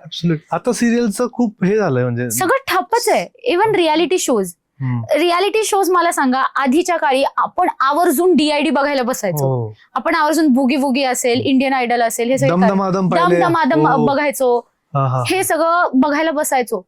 पण आजकाल नाही बघत लोक. खूप वाढलेत ते. हे पण वाढून पण फायदा नाही, कारण की लोक बघतच नाहीयेत. आता TRP फक्त आणि फक्त त्या कार्यक्रमांना आहे ज्याच्यामध्ये भांडणं आहेत इन्व्हॉल्व्ह. मे बी ते बिग बॉस असेल, रोडीज आहे, स्प्लिट्सविला असेल, या कार्यक्रमांना भरपूर TRP आहे. पण ऍक्च्युअल मध्ये जे आधी आपण कार्यक्रम बघायचो ते लोकांना नाही बघायचे. इव्हन सिरियल्सही नाही बघायचे, कारण की ऑफकोर्स OTTचा जमाना आहे. कोणच आजकाल सिरियल आता बंद झाल्या. आणि ऑलमोस्ट. आणि ज्या लेवलला तुम्ही नेटफ्लिक्स कम्पेअर करतात, तुम्ही K-ड्रामा किंवा बाकीच्या गोष्टी बघताय आणि सिरियल पाहिल्यानंतर इतका राग येतो, म्हणजे sorry for that, but from audience, from story line, ते घाणेरडे VFX आणि ते इतकं मेलो ड्रामा आणि डायलॉग्स आणि ऍक्टिंग, विषय बंदणार आहे. पूर्ण दुनिया इव्हॉल्व्ह होत चालली आहे. पण आय थिंक डेली सोप्स वाली इंडस्ट्री अजून तिकडेच अडकली आहे. आणि रियालिटी शो मध्ये जे डान्स होतात त्यात स्टंट जास्त असतात. करेक्ट. हा मुद्दा, ओ माय गॉड, हे काय बिना उडी मारायचा डान्स होता, पूर्ण टार्गेट शॉप आहे. म्हणजे असं बोलायला नको, पण त्याच्या ऍक्टिंग मध्ये किंवा फाईट मध्ये तर उड्याच असतात. मला म्हणून मी सांगतो, मला ते आवडत नाही बेसिकली, की डान्स आहे तर डान्स करा किंवा फाईट आणि डान्स एकत्र सगळं ते जमत नाही. म्हणजे ह्या गोष्टीवरनं बोलायचं झालं तर मी जो शोची उपविजेते मी होणार सुपरस्टार, त्या शो मध्ये सुद्धा मी आणि माझं पार्टनर आम्ही प्युअर डान्सिंग घेऊन गेलो होतो. आमची स्टाईल लावणी. आणि आम्ही असं होतं की रियालिटी शोची लावणी तर रियालिटी शोची लावणी, पण आम्ही लावणी करणार आणि आम्ही विदाऊट स्टंट करणार. पण त्या सराउंडिंग मध्ये टाकलं जातं ना की तुम्हाला ते सगळं करावंच लागतं. म्हणजे तुम्ही किती पण खास नाचा, पण जर का तुमच्या शेजारी जर का कोणी उड्या मारत असेल ना, तर लोक त्यालाच वा वा वा वा वा करणार. ते स्लो मोशन मध्ये. Correct correct. आता त्याच्यामध्ये बॅटल्स, एक कॉन्सेप्ट होती आमच्या शो मध्ये, भरपूर शोज मध्ये आता आली आहे की बॅटल्स होतात. दोन्ही साईडला लोक डान्स करतात, इकडे कॉम्पिटिटर इकडे कॉम्पिटिटर. तुम्ही इथे किती पण बाप नाचा, तुम्ही इथे इतके खतरनाक बीट्स पकडा, तुम्ही इतकी मस्त म्युझिकॅलिटी फॉलो करा, पण इथे एक उडी आणि तुमच्या इतक्या डान्सवरती पाणी गेलं. मग या लोकांना तर आजकाल काय वाटायला लागलंय, म्हणून भरपूर डान्सर्सला मी बघितले ते लोक डान्सच नाही करत. त्या लोकांच्या डान्समध्ये 90% जिम्नॅस्टिक्स असतात. Gymnastic is a art, is a skill which should be respected, but डान्समध्ये डान्स दिसू द्यात. त्यात क्लिप असतात. येस. आधीच्या शोज मध्ये किंवा आधीच्या डान्सेस मध्ये पण असं होतं की 100 मधले 80% डान्स असायचा, 20% स्टंट्स असायचे. आता असं झालंय 90% स्टंट जास्त, 10% डान्स डान्स असतो. असतो. त्याला अजिबात उपयोग नाहीये, त्याला डान्स नाहीच म्हणत. आय थिंक माझ्या ओपिनियन मध्ये तरी येस येस. जे लोक मानतात ठीक आहे, आता काय त्यांना बोलायचं. हा पण एक इंडस्ट्री मधला टॉक्सिक पार्ट आपण कन्सिडर करू शकतो. लोकांना तेच झालं ना Yes, की yes. 15 सेकंड्स त्यांचा टाइम स्पॅन मी रिसर्च मध्ये वाचलं की 8 सेकंडचा झालाय. 8 सेकंड्सचा आपला फक्त टाइम स्पॅन आपण लगेच स्क्रोल करतो. तर जर का डान्स जरी बघायचा आहे तरी डान्स पण आपल्याला जर का मिनिमम 40 सेकंद बघितलं तर आपल्याला कळतो की अरे वा हा मुलगा काय नाचतोय. 8 सेकंदात काय नाचतोय नाही कळणार, पण एक उडी 2-3 सेकंदात होऊ शकते. त्याच्यामुळे लोक स्क्रोल करणं थांबतात. लोकांना प्रत्येक गोष्ट स्क्रोल करू नये म्हणून करायची. हुक साठी मग ती प्रत्येक स्किलच हुक मध्ये अडकून बसली. Yes yes yes yes. तरी अपार्ट फ्रॉम दॅट इंडस्ट्रीमध्ये असे काही टॉक्सिक गोष्टी आहेत जे तू नोटीस केलं असेल? बापरे, या गोष्टीपासून तर मी लहानपणापासून झगडतीये आणि ते खरंच खूप टॉक्सिक आहे. हे इतकं जास्त ब्युटी स्टँडर्ड्स मध्ये अडकली आहे अजून सुद्धा आपली इंडस्ट्री. नेटफ्लिक्स वगैरेशी आपण कम्पेअर करायला जातो, पण हे सगळे जे प्लॅटफॉर्म्स आहेत यांच्याकडे ऍक्टर्सची ना वर्सिटॅलिटी आहे. कारण की ते लोक ऍक्टिंग बघतात. आपल्या इकडे प्रॉब्लेम आहे की आपण ऍक्टिंगच्या आधी ना आपण ब्युटी स्टँडर्ड बघतो. मला कळत नाही, ऍक्टिंग इज अ स्किल ज्याच्यामध्ये ऍक्टिंग गरजेची, तुमचे लुक्स नाही. लुक्स ठीक आहे मॅटर करतात जर का तुम्हाला एक लीड हिरो हिरोईन वगैरे असेल, ते काही चौकटी किंवा स्टोरीची डिमांड आहे. करेक्ट, स्टोरीची डिमांड आहे. बट आजकाल सगळ्यांनाच एकतर इतकं मला हे ब्युटी स्टँडर्डच पटत नाही. हे कोणी सेटअप केलं मला माहित नाही, त्याच्या 4 मुस्कळात द्यायची इच्छा होती मला. म्हणजे तुम्हाला हिरोईन बनायचंय, पहिली गोष्ट उंची आली, तुमचा बॉडी टाईप, त्याच्यानंतर सरळ केस. मी तर हे इतकं ऐकलंय म्हणजे देयर वॉज अ टाइम जेव्हा मी माझ्या स्वतःच्या केसांना इतकी जास्त हेट करायचंय. आता तेव्हा ट्रेंड होता की लोकांना सगळ्यांना सरळ केस पाहिजेत, स्ट्रेट केस पाहिजेत. आता ट्रेंड बदललाय म्हणून आता सगळ्यांना कर्ली हेअर हवेत. त्याच्यानंतर रंग गोरा, सावळ्या लोकांना कामं नाहीत, काळ्या लोकांना कामं नाहीत. का तर तुमचा करेक्ट त्यांचे बॉडी मेजरमेंट सुद्धा मेन्शन्ड असतात की आम्हाला याच ह्याचं हे कॅरेक्टर पाहिजे. ठीक आहे, कॅरेक्टर चालू शकतं, पण एखादा कॅरेक्टर चालू शकतो जर का तुमची पूर्ण चौकटच त्या गोष्टीवरती आहे. की मग ह्याच्याचमुळे काय होतं माहितीये, आधीच्या ऍक्ट्रेसेस मध्ये ना एक फरक कळून यायचा. प्रत्येकाची ब्युटी होती. माधुरी दीक्षितचे सरळ केस नव्हते, माधुरी दीक्षितची एक वेगळी ब्युटी होती, प्रीती झिंटाची एक वेगळी ब्युटी होती, सगळे वेगळे दिसायचे. आजकाल सगळेच ऍक्ट्रेसेस सेम दिसतात कारण सेम ते सर्जन कडे सगळ्यांनी सेम सर्जरी करून घेतलेली असतात. त्यातल्या त्यात साऊथ इंडस्ट्री त्यातल्या त्यात खूप, कारण की मला तेच त्यांचं इतकं नवल वाटतं आणि खूप छान वाटतं की ते लोक जसे आहेत ना ते फ्लॉस, त्यांचे ऍक्ट्रेसेस सुद्धा त्यांच्या फ्लॉस सकट ते जमा करतात. कारण की ऍक्टिंग आहे. आजकाल ऍक्टिंग येणं नाही येणं काही फरक पडत नाही. त्या हिरोईनला डायलॉग बोलता येत नसू देत, काही फरक नाही पडत, पण हिरोईन सुंदर आहे. आणि हिरोईन का सुंदर आहे, तोंडावरती 200 फिलर आहेत तिच्या, इतके बोटॉक्स आहेत तिच्या, इतकं कुठे कुठे सिलिकॉन लावून ठेवलंय, अजून कायच. म्हणजे मग हे सगळं असेल तर मग तुम्ही एक काम करा, तुम्ही फक्त सांगा की तुम्हाला भावल्या पाहिजेत ज्या सुंदर दिसतायत, तुम्हाला ऍक्ट्रेसेस आता कोरियन भावल्या पाहिजेत, आता कोरियन भावल्या पाहिजेत त्या लोकांना. पाहिजे खरंच. म्हणजे मला असं होतं ना की ही म्हणजे हे मॉडेलिंग मध्ये जर का असतं तर हे वेगळं असतं. ठीक आहे, मॉडेलिंग इंडस्ट्री तशी जिथे डिमांडच आहे त्या गोष्टीची, पण ऍक्टिंग मध्ये ज्या गोष्टीची डिमांड पाहिजे, ऍक्टिंग ते सोडून सगळे अभिनय कोणाला येतो ते महत्वाचंच नाहीये. कोण किती सुंदर दिसतंय त्याला हिरोईनचं कॅरेक्टर मिळणार आहे. कधी कधी असं होतं की बाबा इतके मस्त मस्त ऍक्टर आयुष्यभर स्ट्रगल करत राहतात कारण त्यांच्याकडे लुक्स नाहीत. त्यांना कधीच त्या प्लॅटफॉर्मचं कामच मिळत नाही, त्या लेवलचं कामच मिळत नाही कारण लुक्स नाहीयेत. नाही, म्हणूनच साऊथ इंडस्ट्री पुढे. आता साई पल्लवी एकदम रॉ फेस, किंवा मग त्यातले जे साईड कॅरेक्टर आपण बघतो साऊथ मध्ये ते रॉ असतात, लुंगी वगैरे आणि काळे सावळे केस कशी, म्हणजे ते रॉ ने दिसतं. आपल्याकडे सगळे सारखे, करेक्ट सगळे सारखे दिसतात, बिलकुल गोरे चिट्टे. मी खूप कमी ऍक्ट्रेसेस असे बघितलेत ज्या लोकांनी ती बाई जशी आहे ना तशी ऍक्सेप्ट केली. आणि म्हणून असे खूप सारे ऍक्ट्रेसेस आहेत की जे लोक ऍक्टिंग चांगली करतात पण ते ना to fit in the crowd, त्या लोकांनी आपल्या बॉडीवरती इतके जास्त चेंजेस केलेत ना, अत्याचारच म्हणतील, अत्याचारच आहे. जे देवाने दिलंय त्याचं तुम्ही पार हेच करताय. हो, ते लोक, माय गॉड, मी तो ट्रेंड बघूनच मला असं होतं की फक्त बारीक होण्यासाठी, बारीक दिसण्यासाठी रिब्स वगैरे काढतायत लोक. ते काय टमी टकर वगैरे ऑपरेशन, लिप फिलर्स, माहित नाही काय काय, बोटॉक्स वगैरे इतक्या गोष्टी आहेत. मला इतक्यांदा बोललेत की तू हे आयब्रोज उडव, मला इतक्यांदा बोललेत की तू केस स्ट्रेटन करून घे. मी अशी की हे सगळं सेकंडरी आहे. जर का तुमच्या कॅरेक्टरची नीड असेल आय वुड डू दॅट. पण मला जे गरजेचं आधी माझी ऍक्टिंग तर बघा, माझे ऑडिशन तर घ्या. ऍक्टिंगच्या आधीच तुम्हाला 100 गोष्टी माझ्याकडनं हव्या आहेत. अगदी बरोबर. अगदी आमच्यासोबत झालं ते की आम्ही जेव्हा सुरुवात केली स्टोरी टेलिंगसाठी, स्क्रिप्ट घेऊन जायचो तेव्हा आम्हाला सांगितलं जायचं तुम्ही शुद्ध मराठीत बोला. आई शपथ. अरे आणि त्यात आमचं वी आर खानदेशी आणि आम्हाला प्राऊड आहे. करेक्ट तर म्हटलं आमच्या भाषेचा तो आहे, लहेजा आहे आणि आम्हाला आनंद आहे त्या गोष्टीचा. आणि आमचा एक विभाग आहे रे, आमचा काही खेळगाव नाही ना, एक रिजन आहे महाराष्ट्रातला पूर्ण खानदेश, उत्तर महाराष्ट्र, एक त्याला काही तालुके जिल्हे जॉईंट आहेत. ते काही असं नाही, आमची संस्कृती आहे, आमचं अपब्रिंगिंग आहे. 80% बनाना उत्पादन आम्ही देतो पूर्ण भारताला. तर आमची काही आयडेंटिटी आहे, भाषेचा गोडवा आहे, बहिणाबाई आमच्याकडे, सोडून द्यायचं का तर ह्यांच्यामध्ये फिट इन होण्यासाठी.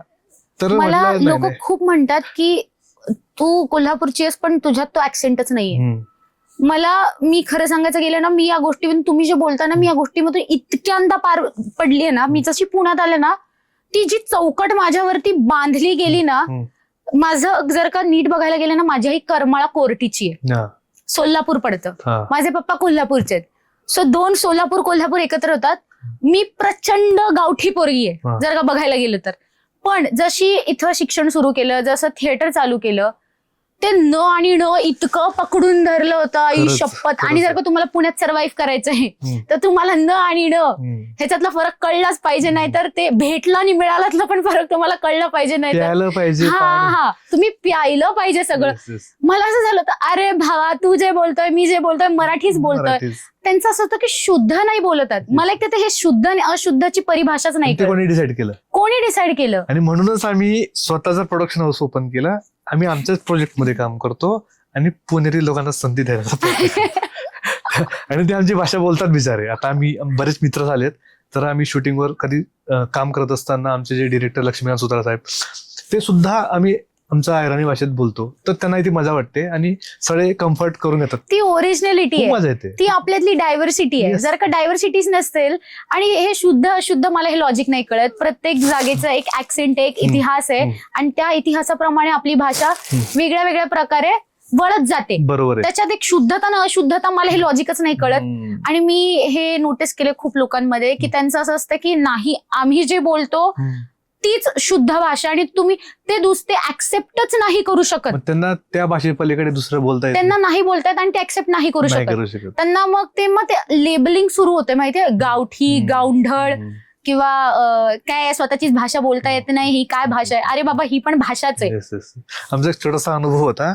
मी पहिल्यांदा थिएटर वर्कशॉपला गेलो आणि पाटील मी एकटा होता तिकडे. मला पहिल्यांदा कोणतरी सरनेमने हाक मारली, कारण गावाकडे तर एक पाटील म्हटलं की सगळे पाटील. पाटील म्हटलं बोला काय झालं, तर तो मुलगा म्हटलं की अरे अगदीच आपल्याला तिकडे जायचं.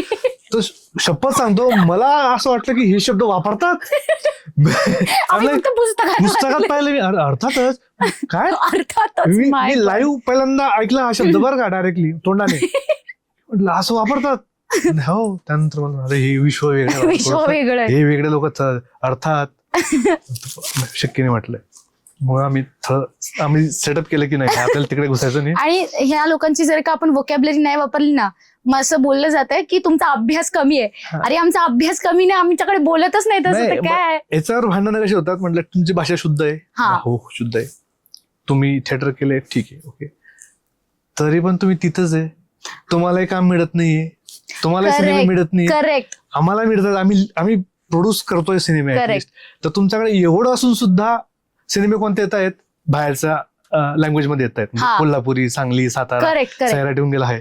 सिरियल कोणते येत आहेत, सिरियल मध्ये कोणती भाषा वापरली जाते सध्या, पुण्या बाहेरची.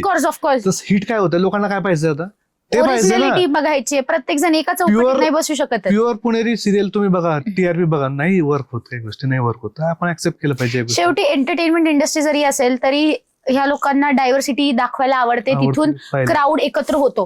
पण मग जेव्हा जर का तुम्हाला ऍक्टिंग वगैरे करायची, काही करायची, तर ह्या लोकांचा एक ब्रॅकेट येतो शुद्धतेचा. मग मला तो ब्रॅकेटच नाही कळत. आणि आय थिंक जर का मराठीचे खूप सारे डिफरंट ब्रॅकेट्स आहेत तर तुम्ही आमचीच खरी मराठी हे नाही बोलू शकत. नाही बोलू शकत. तरी पण आता एक नोटीस केलं की हे प्रमाण खूप कमी झालंय. कमी झालंय. त्यांना दिसतंय की आता हे एक प्रमाण, कारण की सगळे मराठी सोबत यायला पाहिजे, तर मग हे आपण एकमेकांना असं लेखणं चुकीचं आहे. पण हे अजूनही आहे काही ठिकाणी आहे. भरपूर जागी आहे. अगदी अगदी अगदी. माझं अख्खं बालपण ह्याच्यात गेलंय. आणि त्यात असं होतं की मी एका कॉन्व्हेंट स्कूलमध्ये होते आणि मला इतकं जास्त बुलिंग मधून मी गेलीये लहानपणी. म्हणजे मी जेव्हा बोलते की माझं हेल्दी चाइल्डहुडचे जे ब्रॅकेट असतात सायकोलॉजी प्रमाणे, मग मी त्यात कधी बसलेच नाही. कारण पहिली गोष्ट, हा ठीक आहे मी ब्राह्मण नाहीये, आता हे खूप वादास्पद आहे, पण ठीक आहे मला लाज नाही वाटत या गोष्टीवरती बोलायसाठी आणि मी घाबरतही नाही. मी नाहीच घाबरत, म्हणूनच मला कोल्हापूरची तिखी मिरची म्हणतात. ठीक आहे. तर ह्याच्यामध्ये असं झालं की मी ब्राह्मण नाही, शाळेमध्ये मेजॉरिटी ऑफ द क्राऊड ब्राह्मण होता. मग त्यांची भाषा असेल किंवा राहणीमान असेल, प्रत्येक गोष्ट मला कधीच कुठल्याच यांच्या वाढदिवसांना बोलवलं नाही जायचं. शाळेचे काही कार्यक्रम असतील, गेट टुगेदर असतील, मला कधी बोलवलं नाही जायचं. मला या गोष्टीवरनं पोक केलं जायचं की तुझ्या आई वडिलांना इंग्रजी येत नाही, बापरे, तुझी आर्थिक परिस्थिती नाही. आता असं होतं की मला माझे बाबा अँब्युलन्स मधनं सोडवायला यायचे, कारण की आमच्याकडे दुसरी गाडीच नाही. तर मग अँब्युलन्स मधनं येते, मग आर्थिक परिस्थिती झाली, मग झोपडपट्टीत राहते किंवा कुठे राहते, या सगळ्या गोष्टी. मग त्या गोष्टीमुळे मला इतकं जास्त बुली केलं गेलंय किंवा मी कशी दिसते या गोष्टींवर माझं पूर्ण चाइल्डहुड वॉशरूमच्या तिथे दवाखान्यात गेले रडत रडत. मी आजपर्यंत मला इतके कमी मित्रमैत्रिणी आहेत, ते सुद्धा कॉलेजमध्ये झाले जेव्हा मी लोकांशी ऍक्च्युली बोलायला गेले आणि जेव्हा मला कळलं की हे लोक सोडून पण चांगली लोक पण दुनियात आहेत. तर मला असं वाटलं होतं की ही इंग्लिश मीडियम मध्ये ना, मराठी मीडियमचा प्रॉब्लेम नाहीये, मी स्वतः इंग्लिश मीडियम मधून आहे, पण मला असं वाटतं की इंग्लिश मीडियम मध्ये आपल्याला असं वाटतं की हा खूप सारे पॉलिसीज असतात, अँटी रॅगिंग आणि हे आणि ते फलाना ढिमकाना, नाही काम करत ते. जे पोरगा किंवा पोरगी त्या बुलिंग मधून जातं, बॉडी शेमिंग मधून जातात, त्यांनाच माहिती असतं की आपण कशातून जातोय. जस्ट बिकॉज माझ्या बाबांना किंवा माझ्या आईला इंग्रजी येत नाही किंवा माझी फायनान्शियल कंडिशन इतकी बरी नाही तुमच्या एवढी, मला कधीच कुठे बोलवलं नाही गेलं ना, मला मित्रमैत्रिणी होते आणि त्याच्यामुळे माझं बालपण तसंच गेलं. म्हणून तू आता एवढी स्ट्रॉंग आहे. म्हणून मी स्ट्रॉंग आहे की मी आता फटकळपणे उत्तरे देऊ शकते, ज्याची तिथेच दाखवता येते मला. इंडस्ट्रीमध्ये काम करताना तुला बऱ्याच वेळेस काहीतरी लेबल दिले गेले असतील, फॅन्स असतील किंवा मग क्रिटिक्स असतील ट्रोलिंग करणारे, तर त्यातलं कुठलं लेबल तुला अजिबात आवडत नाही किंवा खूप त्रास देतं? त्रास देतं असं म्हणता नाही येणार, कारण की त्याच टॅग मधून मी आज वरती आले. पण मला कुठेतरी कॉन्ट्रोवर्शियल फिगर हे एक नाव थोडंसं बाजूला सरकून काढायचंय. मी त्याला असं नाही म्हणणार की हा बाबा की ह्याच्यामुळे माझं आयुष्य बर्बाद झालं नाही, त्या गोष्टीमुळे माझं आयुष्य सुधारलं. जर का बघायला गेलं तर मला अपॉर्च्युनिटीज मिळायला लागले आणि मी त्यातून आज थोडाफार का होईना पैसा कमवतीये आणि ते माझ्या वेल विशर्स मध्येच आहे किंवा वेल टू डू गोष्टींमध्ये जमा होत आहे. पण हा, मला आता त्या कॉन्ट्रोवर्शियल फिगर पेक्षा रुचिता जामदार एक आर्टिस्ट म्हणून, एक ऍक्ट्रेस म्हणून आणि एक डान्सर म्हणून मला हे लेबल आता माझे पाहिजेत. रुचिता जामदार ऍक्ट्रेस, डान्सर किंवा एक आर्टिस्ट, एक कलाकार. मला ते कॉन्ट्रोवर्शियल फिगर साईडला काढून मला हे कुठेतरी माझ्या त्या चौकटीत बसवायचं. क्या बात आहे. इंस्टाग्रामवर आम्ही तुला बघतो, त्या बाबतीत बऱ्याच गोष्टी आता तुझ्या फॅन्सला किंवा फॉलोअर्सला माहिती असतील. असं एक सिक्रेट आहे की जे कोणाला तू सांगितलं नाही आतापर्यंत? सांगितलं नाहीये. असं काहीतरी असेल ज्याचा खुलासा इथं होणार आहे आता? खूप लोक, असं काही एवढं मेजर नाहीये, पण खूप लोकांना माहित नाहीये की आता आजकालची जनरेशनचं असं असतं की मुलींच्या नादात रडत राहतात, ब्रेकअप हे वगैरे ते. पण भरपूर लोकांना माहित नाहीये की मी पहिली गोष्ट स्वप्न दररोज बघते, डे ड्रीमिंग मी खूप जास्त करते, खूपच जास्त करते आणि मी रोज रडते, पण माझ्या करिअरसाठी. म्हणजे कधी कधी ते असं असतं की ओव्हरऑल झालेली असते की मला विश्वासच नाही होत, डायजेस्टच नाही होत की हे माझ्यासोबत इतकं चांगलं कसं घडतंय. आणि कधी कधी यासाठी रडत असते की मी डिझर्व करते पण तरी सुद्धा ते मला का नाही मिळत आहे. तर ही एक गोष्ट आहे जी लोकांना नाही माहिती. लोकांना मी खूप जास्त स्ट्रॉंग वाटतंय, खूप इमोशनल आहे, पण मी खूप जास्त इमोशनल आहे. माझ्यासारखी इमोशनल मुलगी माझ्या अख्ख्या खानदानात नाहीये. मी जितकी भांडकोळ आहे किंवा काही असेल, जितकी ॲरोगंट वाटते मी ॲरोगंट नाहीये. फक्त ते काही सिच्युएशन अनुसार गोष्टी घडल्या जातात. पण मी खरंच खूप इमोशनल आहे. काही ठिकाणी ऍक्शनला रिएक्शन खूप जास्त इमोशनल आहे. आणि माझ्या आयुष्यात एकच गोष्ट आहे ज्याला मी स्वतःपेक्षा जास्त प्रेम करते, ते म्हणजे माझं करिअर आहे. आणि ते स्वप्न आहे जे मला पूर्ण होताना बघायचंय आणि त्यासाठी मी काहीही नाही करू शकत पण खूप काही करू शकतो. खूप काही करू शकतेस. तर हे करिअर तू खरंच तुझं पॅशन आहे का तू सर्वायवल साठी करतेस?